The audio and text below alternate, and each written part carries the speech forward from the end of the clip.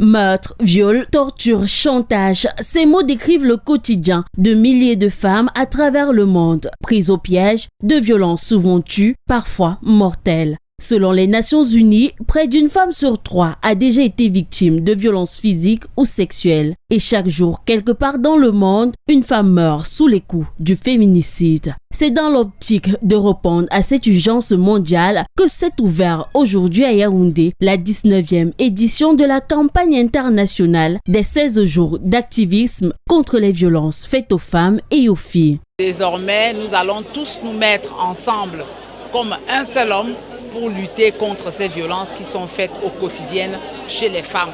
Parce que la vie de la femme, comme je l'ai dit, ou comme j'ai l'habitude de le dire, c'est le noir tout le temps. Vous avez des violences qui sont muettes, qui sont plus sévères que d'autres types de violences.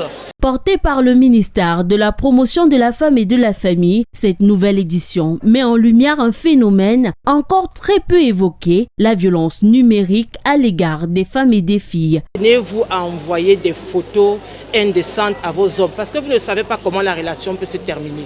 Parce que généralement, c'est quand la relation se termine qu'on subit des harcèlements, des chantages. Il faut verser de l'argent parce qu'on a peur que nos nudes soient dehors. Donc il faut dénoncer, même si ça fait honte, même si ça fait mal, il faut avoir le courage de dénoncer. Dans une société où les violences évoluent au rythme des technologies, l'enjeu est crucial. Face à l'ampleur de la menace, les politiques publiques, les organisations internationales et les acteurs de la société civile s'unissent pour penser des réponses urgentes, efficaces et coordonnées.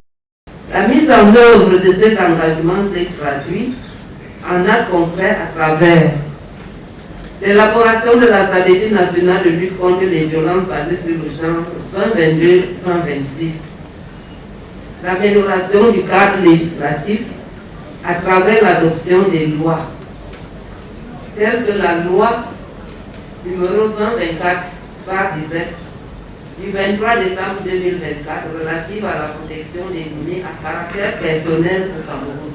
La campagne se tiendra jusqu'au 10 décembre 2025. Durant 19 jours, ateliers, conférences, plaidoyers donneront non seulement la parole aux survivantes des dangers auxquels les femmes sont exposées, mais aussi redonner le sourire à ces reines, à ces femmes, à ces filles, celles de piliers de l'humanité, parfois meurtries mais jamais brisées.